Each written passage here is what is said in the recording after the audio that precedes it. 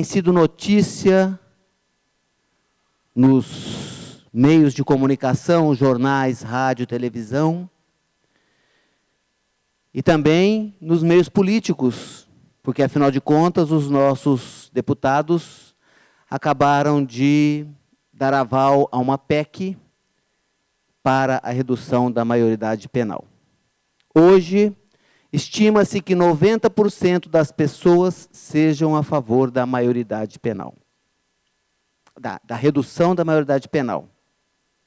Não vou nem fazer pesquisa aqui, porque algumas pessoas se sentirão constrangidas.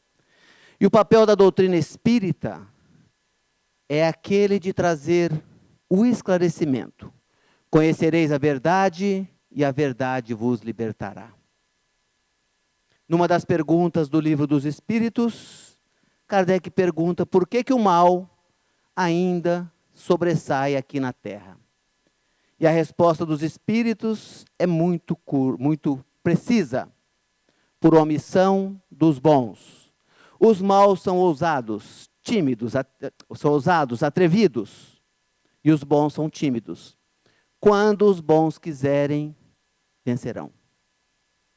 E a doutrina espírita, ela vem, como terceira revelação, nos trazer um Deus da lógica, do raciocínio.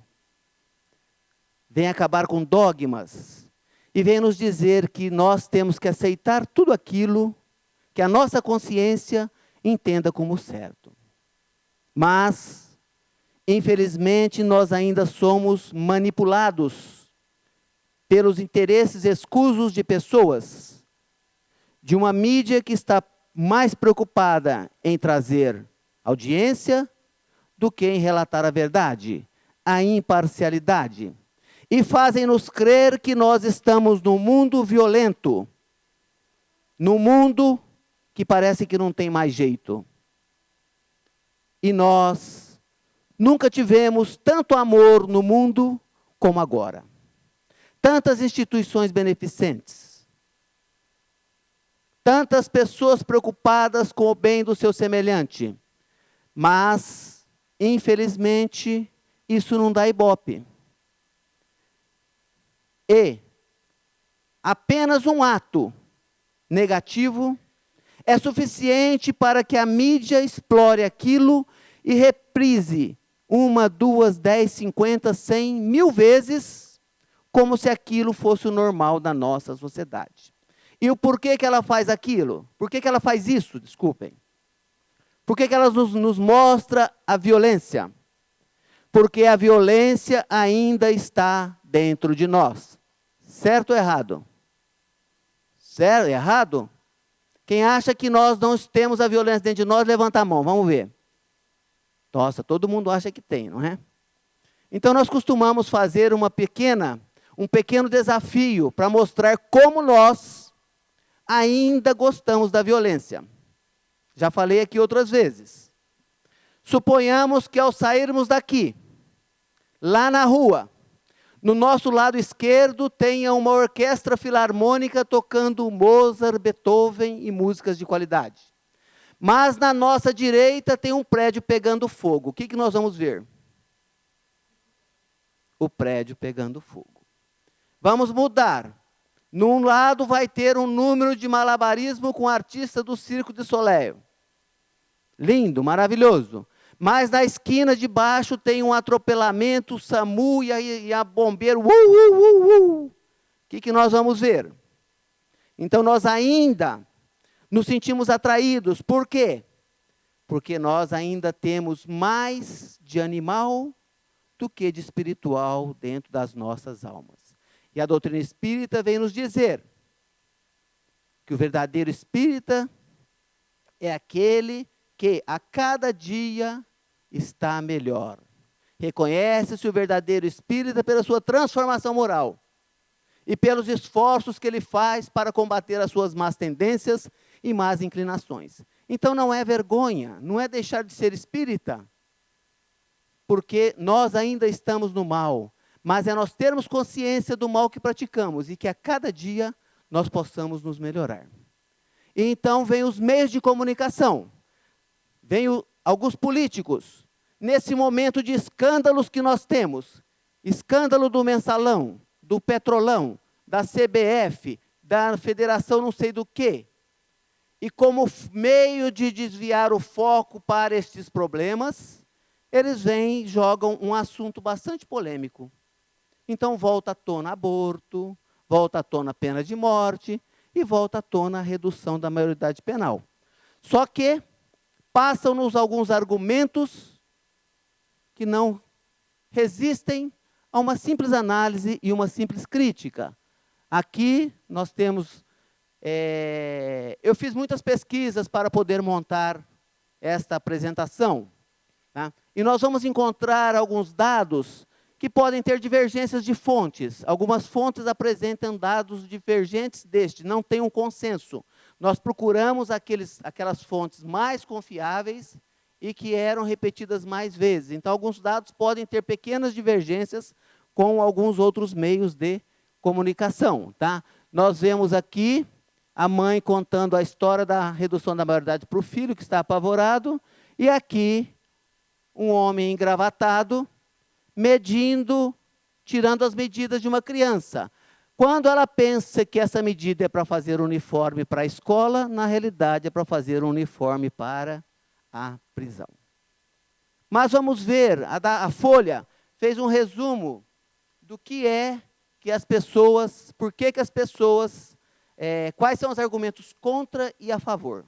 O primeiro não vamos nem considerar, que a mudança da Constituição seria inconstitucional. Não vamos entrar nesse mérito. Vamos entrar no segundo. A impunidade gera mais violência. Os jovens de hoje têm consciência de que não podem ser presos e punidos como adultos. Então, o jovem, ele sabendo que ele não vai ser punido, ele vai fazer tudo, vai se botar banca, vai matar, vai roubar, vai estuprar, porque ele tem certeza da impunidade. Esse é um argumento a favor. Outro argumento a favor, a redução iria proteger os jovens do aliciamento, porque eles estão sendo vítimas dos traficantes, que vão chamar, já que o menor é impune, nós vamos chamar os menores para praticar os crimes, porque eles não vão presos. Tá? O Brasil precisa alinhar a sua legislação. Então, alguns países, muitos países têm a pena de morte, países avançados. Então, o Brasil também precisa adequar a sua legislação. São argumentos apenas, nós vamos discutir.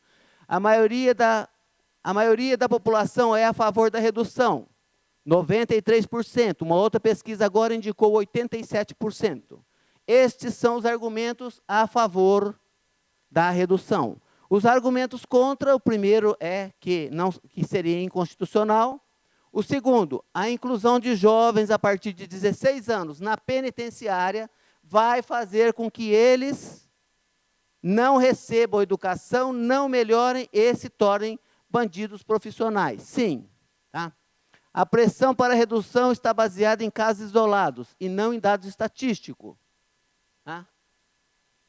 Segundo alguns órgãos, o CNJ, apenas 1% dos assassinatos no Brasil são cometidos por jovens. Em vez de reduzir a maioridade penal, o governo deveria investir em educação. Tá? E a redução irá afetar preferencialmente jovens, negros, pobres e moradores das partes das periferias. Esses são os argumentos a favor e contra. Né? Bom, vamos lá. Vocês sabem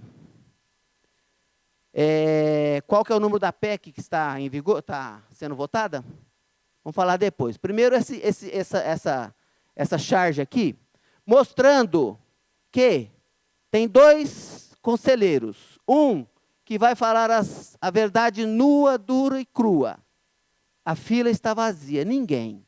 Mas tem um outro que vai nos falar mentiras confortáveis. Então, nós nos sentimos muito confortáveis quando alguma mentira que nos é contada, tá, nos faz bem, encobre uma situação, mascara um fato, e isso acaba me fazendo bem. Então, nós não procuramos saber, e a doutrina espírita nós falamos, é a doutrina do raciocínio, da lógica. A fé raciocinada é aquela que pode enfrentar a razão face a face em todas as épocas da humanidade. Então, nós vamos sim Cada um tem a liberdade de pensar. Cada um tem a liberdade de agir. Porém, o que nós queremos nesta noite é trazer alguns fatos para que vocês possam decidir e refletir com conhecimento de causa, com consciência mesmo. Vamos lá. Vocês sabem qual que é o nome da PEC? Essa PEC é de 1993, que propõe a redução. Já foi desenterrada algumas vezes e reenterrada, guardada na gaveta. E agora ela foi aprovada. Sabe qual é o número? 171. Lembra alguma coisa? PEC 171 é a PEC do estelionato. É uma PEC, lembram da quadrilha dos irmãos Metralhas? Tudo 171, 671, 716. 171 no nosso código é estelionato. E é isso que estão querendo fazer com os nossos jovens. Querendo trazer, punir, achar uma alternativa para um efeito, sem, no entanto, buscar as causas pelos quais aquilo está acontecendo. Bom, vamos lá. Eu tenho na minha casa uma parede que está totalmente cheia de mofos. Deu uma infiltração, mofou, estragou toda a pintura. Eu vou lá, raspo a parede, arranco aquele mofo e passo uma tinta nova em cima. O que vai acontecer? Dentro de alguns meses, o mofo vai voltar. A redução da maioridade nada mais seria do que uma mascarar aquilo, tratar o efeito e não a causa. Se você não tirar o mofo da parede, se você não tratar resolver aquele problema da infiltração, você pode pintar quantas vezes você quiser. E nós vamos ver que nunca uma legislação mudou o comportamento criminal de ninguém. Desde a instituição do Código Penal atual que nós temos, desde 1940, mais de 100 alterações. A lei dos crimes hediondos vinha como uma alternativa para se acabar com os crimes violentos. Reduziu? Não. Aumentou. Porque aquilo que depende do comportamento humano, você não trata através de leis. Como aquele desenho do Chapolin Colorado, e que tinha um rei, e que o rei decidiu falar assim, ele soltou um decreto que era proibido chover às quartas-feiras, porque era dia dele jogar golfe. Como se um decreto mudasse um fato natural. Não tem o poder disso. Vamos lá.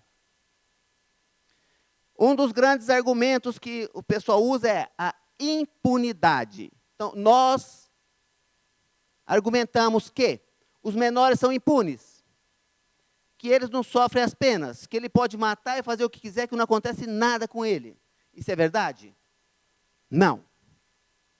Não vamos confundir impunidade como inimputabilidade. O menor é punido, sim, de acordo com o grau de responsabilidade daquilo que ele fez, proporcional à sua idade, proporcional àquilo que ele tem que ter realmente de medida para que ele saia do crime.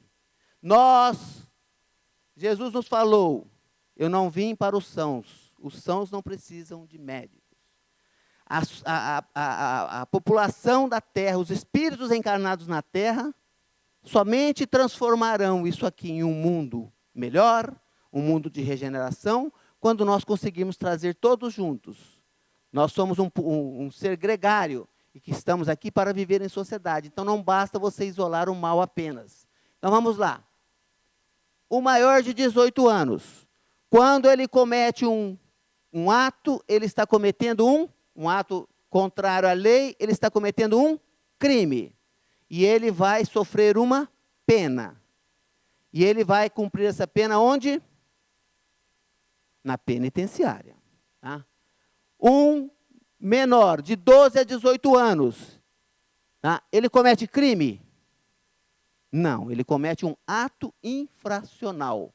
Só muda o nome, é a mesma coisa. E esse ato infracional, ele vai gerar o quê? uma medida socioeducativa. O menor de 12 anos também comete crime? Sim.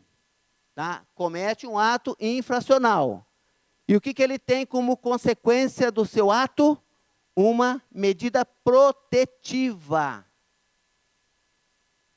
Então ele vai ser protegido porque ele ainda não tem a plena consciência do que ele está fazendo. Nós vamos chegar lá daqui a pouco. Vocês estão pensando, por que ele pode votar, não é? Nós vamos chegar lá. Tá? Então vamos lá.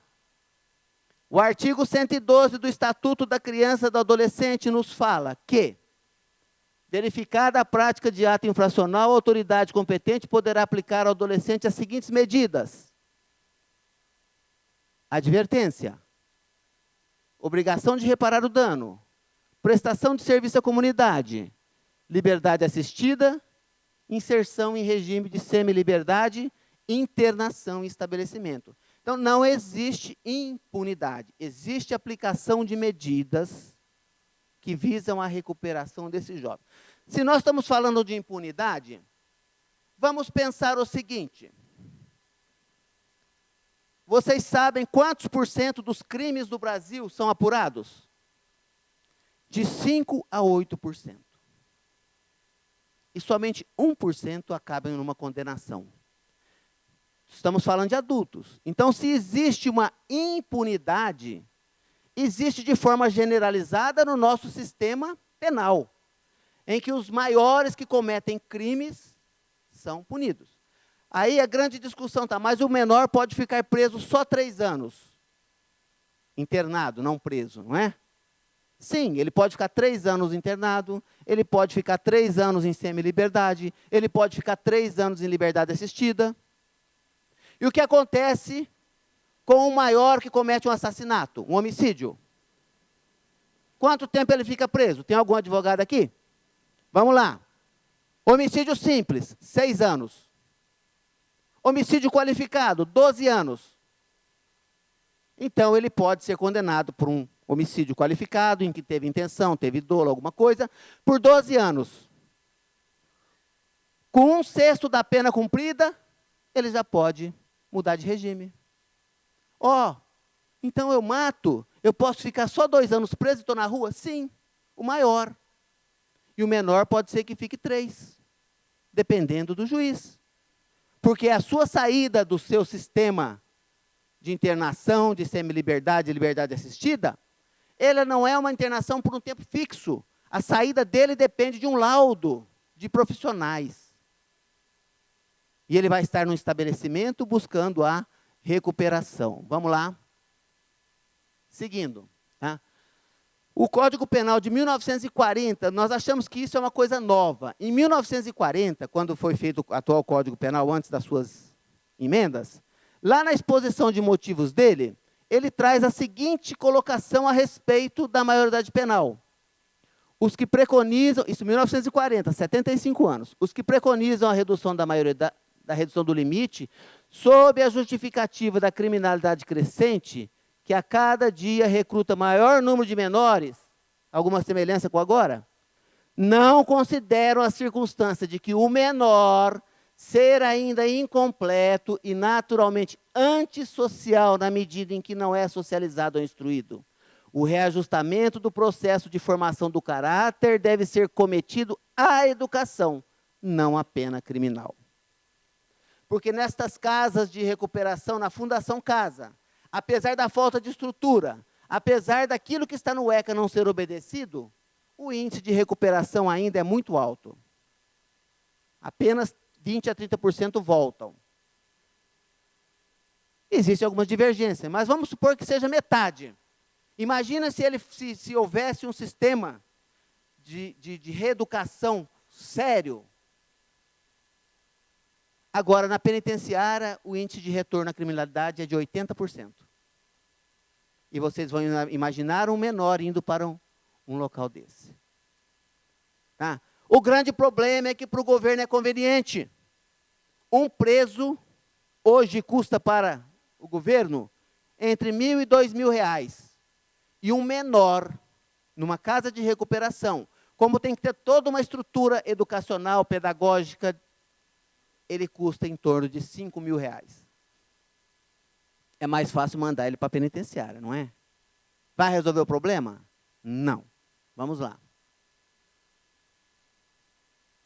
Aqui, o Estatuto da Criança e do Adolescente nos fala que a medida de internação pode ser aplicada quando tratar-se de ato infracional cometido mediante grave ameaça ou violência à pessoa. Não precisa ser assassinato. A maioria, mais de 90% dos menores que estão internados, cometeram delitos leves. Tráfico de drogas, roubo. Uma pequena parcela desses menores cometeu crimes de natureza mais grave. Por reiteração no cometimento de outras infrações graves, mais de uma vez. Por descumprimento reiterado e justificado de medida anteriormente imposta. Ele não cumpriu. Tá? E a internação deverá ser cumprida em entidade exclusiva para adolescentes. Olha aí. Em local distinto daquele destinado ao abrigo, obedecida a rigorosa separação por critérios de idade, compleição física e gravidade da infração. Mas nós não temos isso. Você mistura. Eu estive observando, tem um estado do norte aí, nordeste, norte, saiu na Folha hoje, que eles têm pouco mais de 10% de vagas. Como é que você vai recuperar um jovem amontoando num lugar que cabem 10, você vai colocar 80. Como você trabalha isso pedagogicamente, educacionalmente, transformando a vida desse jovem? Então é difícil. Durante o período de internação, inclusive provisória, serão obrigatórias atividades pedagógicas. Ele está preso, gente, mas não lá na ociosidade do crime, planejando novas ações para quando sair. São direitos do adolescente. Será que nós fazemos isso? Ser tratado com respeito e dignidade. Não é da pão de ló, não é da... Não. Respeito e dignidade todos nós merecemos, independente de quem seja. Se seja um assassino, se seja um estuprador, o respeito e a dignidade todos têm direito. Jesus nos falou para amar os nossos inimigos. Jesus andava com pessoas de má vida, porque ele sabia que eram aquelas pessoas que precisavam dele. E outra coisa que nós temos que ter em mente, um amigo meu chegou e falou assim: Eduardo, mas revolta a gente ver um ato daquele, do menor matando. Quantos menores vocês viram ultimamente na televisão cometendo casos graves? Lembram do médico do Rio de Janeiro? Lembram? Quem mais? Quantas vezes vocês viram a mesma cena? No mínimo umas 50, 100. Eu quero que vocês me citam mais 4 ou 5 que aconteceram. Não, porque o número é pequeno, mas o estrago é grande. E vamos pensar que pela lei de causa e efeito, pela justiça divina, como diz o Espírito Camilo para Raul Teixeira, na terra existe injustiça. Na terra existem pessoas injustas, mas na terra não existem pessoas injustiçadas. Porque a lei de Deus vigora em todos os locais. Dizem que não cai uma folha da árvore sem que Deus o queira. Isso não significa que Deus fica olhando para a árvore e falou, pode cair aquela folha, pode cair. Não. Existem leis. E essas pessoas que estão passando por essa violência, provavelmente, ou com certeza, estão resgatando aquilo que fizeram de errado, nesta ou em outras vidas. A sincronicidade, como diz Jung, faz, e o magnetismo pessoal que cada um carrega, com as suas energias vividas em outras ocasiões, faz o encontro da vítima com o algoz. De forma que ninguém passa por aquilo que não mereça, ou que não deva, ou que não necessite de passar. Se nós pensarmos assim, nós temos que acreditar que Deus não é bom. Porque se Deus é onipotente, tem todo o poder. É onipresente, está em todo lugar. é onisciente, sabe tudo. Então, se tem alguém sendo roubado, assassinado naquele momento ali, Deus está vendo? Está. Deus sabe? Sabe. Deus tem o poder? Tem. E por que ele não faz nada? Porque está dentro das suas leis. Dentro das necessidades. Daquele mal vai resultar um bem futuro, provavelmente. Não para quem cometeu. Jesus nos disse, é necessário que o escândalo venha, mas ai daquele que cometer o escândalo. A Terra ainda é um planeta de endividados, que temos muito que pagar ainda, que somos devedores há muitas encarnações, e pedimos algumas provas, e depois chegamos aqui, achamos pesadas demais. Então não existe injustiça na lei de Deus. Se você pegar, por exemplo, o Francisco de Assis Pereira, o maníaco do parque, que, segundo, foi condenado por ter matado e estuprado 11 mulheres. Ele volta numa outra encarnação, num corpo angelical bonito, e sofre qualquer tipo de violência. Não que seja sexual, não necessariamente, qualquer violência. Nós vamos falar, coitadinho, não fez nada. Tão inocente criança, tão bonita, e acontece algo tão grave. Quando nós compreendermos que na lei de Deus não existe injustiçados, e que as pessoas têm as suas necessidades para a sua evolução, tem as suas necessidades que ele traz, não podemos usar muito a palavra karma, não o karma como os hindus entendem, mas o karma sim da responsabilidade pelos atos anteriores, nós vamos entender. E aí nós então vamos lá, habitar alojamento em condições, receber escolarização, realizar atividades culturais, ter acesso aos meios de comunicação. Será que tem isso? Não. Tá? Receber assistência religiosa, segundo a sua crença, se ele desejar. E aqui nos fala, a autoridade judiciária pode até proibir visita até da família, se achar conveniente. Então não existe impunidade, existe inimputabilidade. Você não imputa a ele um crime, mas ele vai pagar por aquilo, sim.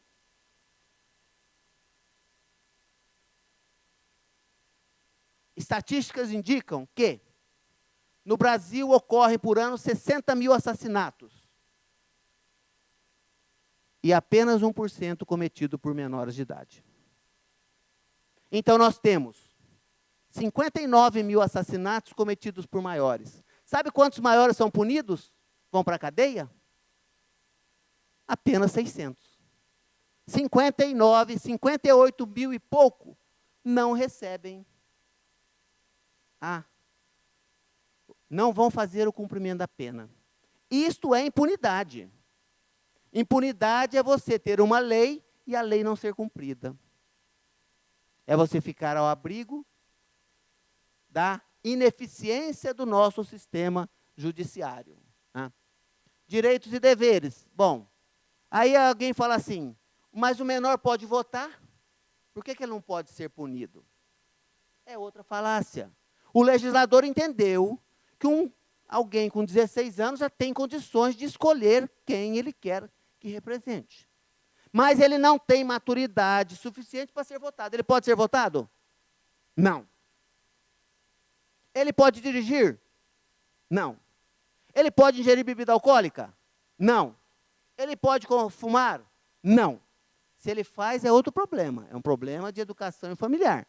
Mas ele não pode. O legislador entendeu que ele não tem discernimento. Então, vamos reduzir a maioridade penal, vamos deixar ele dirigir, vamos deixar ele beber, deixar ele fazer o que quiser.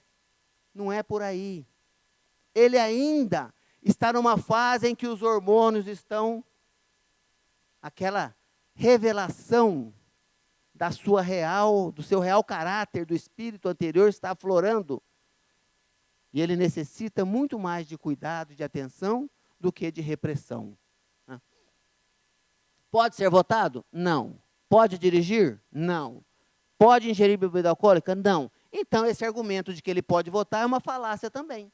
É mais um 171 para nos enganar. Vamos lá? A legislação. Então, nós falamos assim, mas por que nos Estados Unidos, tem alguns estados que aplicam penas até em crianças de 10 anos? Ora, o Brasil já teve maioridade penal de 9 anos. depois de 12, e veio para 18. E nós queremos nos comparar com países do primeiro mundo, com países em que tem uma criminalidade baixíssima, em que tem uma taxa de homicídio, às vezes, menos de 1, enquanto no Brasil é 30. Esquecendo que nós temos uma das legislações mais avançadas do mundo, o Estatuto da Criança e do Adolescente, ele foi copiado por diversos países. Ele não é cumprido, ele é uma utopia, por quê? Porque os nossos legisladores não se dispõem a colocá-lo em prática. Ele se torna um elefante branco. Mas que ele é uma das melhores legislações, sim. E se nós formos comparar a legislação de outros países, nós vamos ver que 70% dos países têm a maioridade aos 18 anos, apenas 30 abaixo. E que alguns países reduziram para 18, não resolveu. Reduziram para 16, não resolveu. Para 14, não resolveu. Para 12, não resolveu. Não vai resolver. Mas ninguém fala que 2 pequenos países, Alemanha e Espanha, são países de primeiro mundo, que reduziram a maioridade penal para 18 anos, e após verificar que a medida foi ineficiente, reduziram de 18 para 16, voltaram. Foram conscientes. Ao invés de ficar abaixando, sim, simplesmente, ninguém fica falando aí que a Alemanha e que a Espanha voltaram depois de reduzir. Então, 70% dos países têm a maioridade a partir dos 18 anos. Tá? Dos 54 países que reduziram a maioridade penal, não diminuiu a criminalidade. Isso é estatístico, gente. Eu não estou com argumento religioso aqui apenas. Estamos com argumentos estatísticos. De 1940 para cá, já foram feitas 156 alterações no Código Penal. Resolveu? Não. Tá? Segundo pesquisa do Ministério da Justiça, após a promulgação dos crimes hediondos, em 1990, a população carcerária do Brasil pulou de 148 para 361 mil. Resolveu a lei dos crimes hediondos? Não. Não é lei. É atitude. É trabalho. E é muito mais fácil você optar pela via mais econômica. É como num jogo de damas ou de xadrez. Não basta você ver o próximo lance, você tem que se enxergar lá na frente. Aquele jogador de xadrez que se preocupa só com a sua jogada, sem vislumbrar o futuro do jogo, ele vai perder, com certeza. Reduzir seria você ver apenas a próxima jogada. De 2005 a 2009, a população carcerária aumentou de 361 mil para 473 mil detentos. Vamos lá. As 10 maiores economias do mundo. Nós estamos no Brasil em 6ª maior economia do mundo. A taxa de homicídio no Brasil já foi para 32, isso aqui já é desatualizado, tá? Nos Estados Unidos, 4,7 por 100 mil habitantes. Na China, 1. No Japão, 0,3 assassinatos para cada 100 mil. Na Alemanha, 0,8. Na França, 1,2. No Reino Unido, 1. Na Rússia, 9,7. Na Itália, 0,9. Na Índia, 3,5. Nós podemos comparar o Brasil com algum desses países? Não. Não tem como você fazer uma legislação baseada nos países em que a violência é muito menor. A realidade é outra, as condições socioeconômicas são outras. Tá? E o Brasil bateu mais um recorde. Foi desclassificado no futebol feminino, foi desclassificado no sub-20, né, sub-18, não sei lá. Mas, em compensação, o Brasil conseguiu a liderança em termos absolutos, 64 mil homicídios. Isso são dados oficiais, tá? A Índia, com mais de 1 bilhão de habitantes, tem 52 mil. O México, 26, e aqui isso são números absolutos. Então, vamos lá. Relatório coloca o Brasil em 6º lugar no mundo em taxa de homicídio de crianças e jovens. O jovem ele é muito mais vítima da violência do que autor. Enquanto atribui-se apenas 1% dos crimes aos jovens, eu acredito que ele está com um percentual, não me lembro do percentual, mais de 400 mil crianças morreram no conflito de Gaza. E, aqui no Brasil, mais do que isso, morreu na mão de assassinos. Tá? Esse órgão das Nações Unidas se posiciona contra a redução da maioridade penal do Brasil. É importante levar em conta que homicídios cometidos por adolescentes representam apenas 1%, enquanto que mais de 36% das vítimas de homicídio são adolescentes. Ok? Vamos lá. Aqui aqueles dados que nós falamos, que as mudanças que nós tivemos não alcançaram, na legislação, não alcançaram o resultado, e nós temos aqui, em 1990, um crescente. Em 1980, nós tínhamos 11,5 assassinatos para cada 100 mil. 1990, 26. 2000, 26.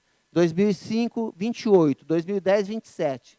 2012, 29. E agora nós estamos com 32%. Tá? Isso significa que os jovens cometeram apenas 600 assassinatos. Justifica você tacar medidas para os jovens de uma forma geral por causa de tão pouco alarde? Então, temos que ter conhecimento para poder julgar com discernimento. Aqui um panorama das nossas prisões. Tá? No Brasil, nós temos 358 presos para cada 100 mil habitantes.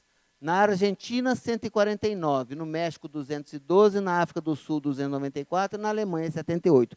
Em comparação com os países mais evoluídos, mais avançados e menos também. Tá? E aqui nós temos um outro panorama. No Brasil, nós temos 563 mil pessoas presas.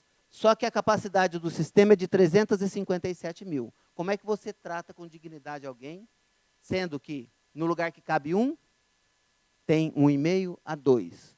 Déficit de vaga, 206 mil. Pessoas com prisão domiciliar, 147 mil. Total de pessoas presas, 711 mil.